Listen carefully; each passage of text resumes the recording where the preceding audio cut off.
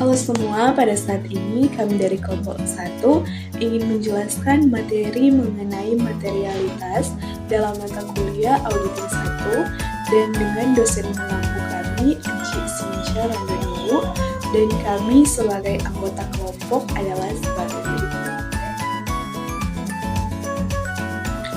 Saat ini kita masuk pada konsep materialitas.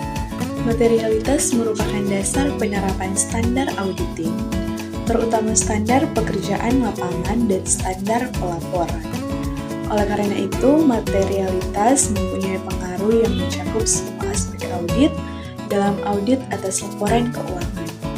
Dalam SA Seksi 319, resiko audit dan materialitas audit dalam pelaksanaan audit mengharuskan auditor untuk mempertimbangkan materialitas dalam perencanaan audit dan penilaian terhadap kewajaran laporan keuangan secara keseluruhan sesuai dengan prinsip akuntansi berterima umum.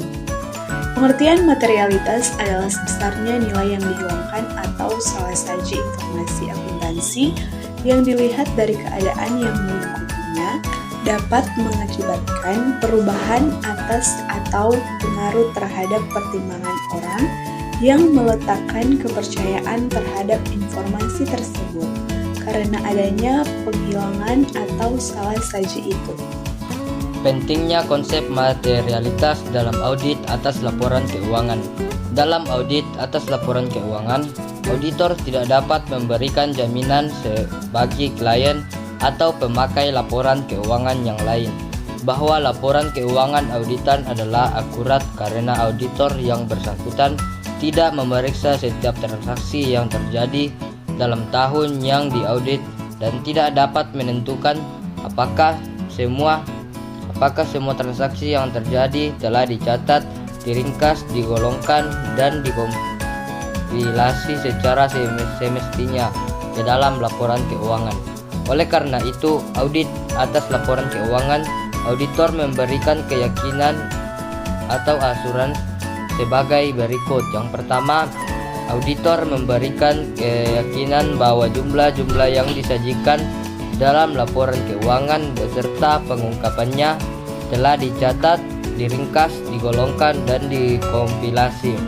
Yang kedua, auditor dapat memberikan keyakinan bahwa ia telah mengumpulkan bukti audit kompeten yang cukup sebagai dasar memadai untuk memberikan pendapat atas laporan keuangan auditan.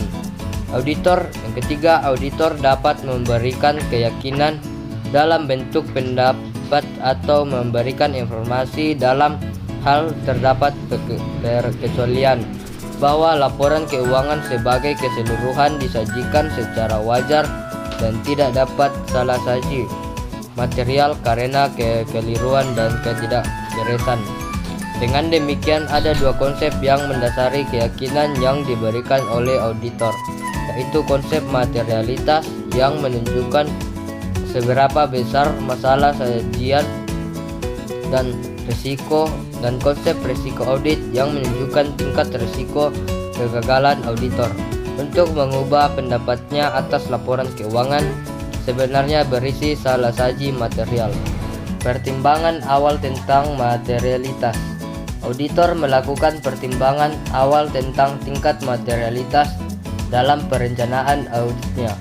Pertimbangan materialitas mencakup pertimbangan kuantitatif yang berkaitan dengan hubungan salah saji dengan jumlah kunci tertentu dalam laporan keuangan dan kualitatif yang berkaitan dengan penyebab salah saji.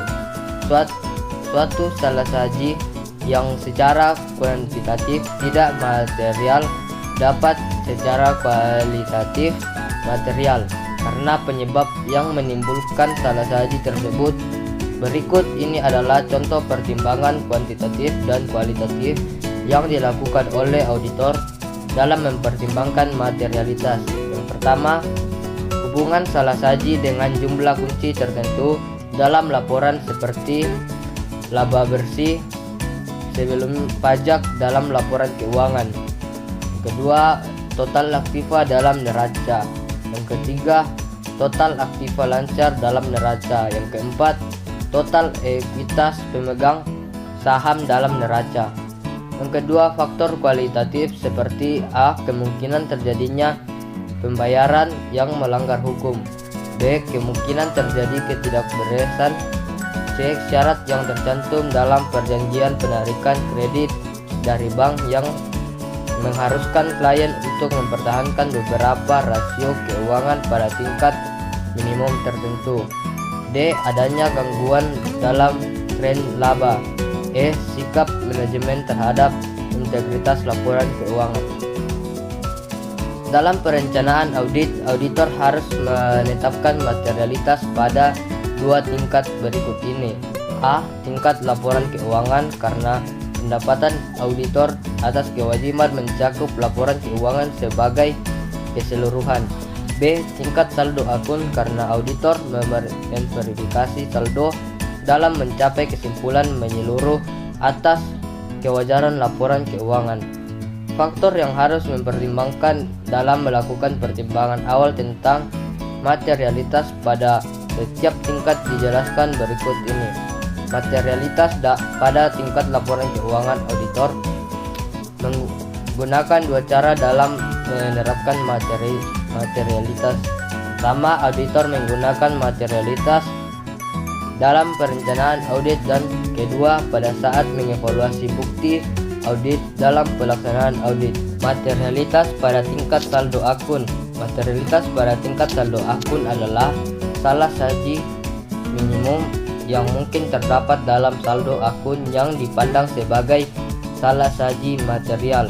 Meskipun auditor memberikan pendapat atas laporan keuangan secara keseluruhan, namun ia harus melakukan audit terhadap akun-akun secara individual.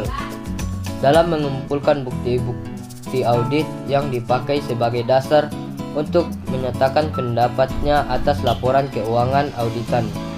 Dalam mempertimbangkan materialitas pada tingkat saldo akun, auditor harus mempertimbangkan hubungan antara materialitas tersebut dengan materialitas laporan keuangan. Alokasi materialitas laporan keuangan ke akun. Bila pertimbangan awal auditor tentang materialitas laporan keuangan dikuantifikasikan, penaksiran awal tentang materialitas untuk setiap akun dapat diperoleh dengan mengalokasikan materialitas laporan keuangan ke akun individual. Dalam melakukan alokasi, auditor harus mempertimbangkan kemungkinan terjadinya salah saji dalam akun tertentu dengan biaya yang harus dikeluarkan untuk memverifikasi akun tersebut. Penggunaan materialitas dalam mengevaluasi bukti audit. Hubungan antara materialitas dengan bukti audit. Materialitas merupakan satu di antara berbagai faktor yang mempengaruhi pertimbangan auditor tentang kuantitas atau kecukupan bukti audit. Dalam membuat generalisasi hubungan antara materialitas dengan bukti audit, perbedaan istilah materialitas dan saldo akun material harus tetap diperhatikan. Semakin rendah tingkat materialitas, semakin besar jumlah audit yang diperlukan.